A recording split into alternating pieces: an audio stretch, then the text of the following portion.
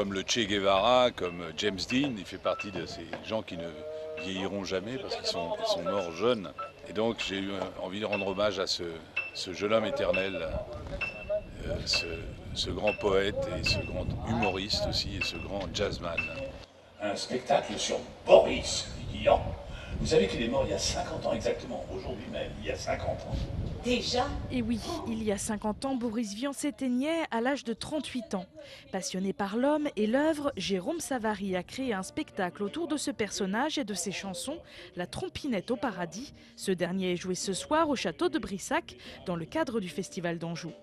Très modestement, hein, mais on se ressemble un peu. Je suis un fou de jazz comme lui, je suis un dadaïste comme lui, j'adore les gens qui font beaucoup de choses très différentes. Car si Boris Vian est très connu en tant qu'écrivain de J'irai cracher sur vos tombes notamment, il était aussi jazzman et a écrit de nombreuses chansons dont la plus connue est Johnny fais-moi mal. Jérôme Savary est fan de ses textes, il faut dire qu'il a eu la chance de voir Boris Vian jouer sur scène. Et mon père, je me souviens très bien, m'a dit ce type-là un jour sera célèbre, il n'était pas célèbre à l'époque.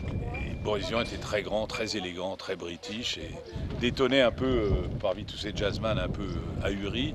Lui, il était extrêmement chic. Et j'avais remarqué que pour un écrivain, il jouait vraiment bien de la trompette.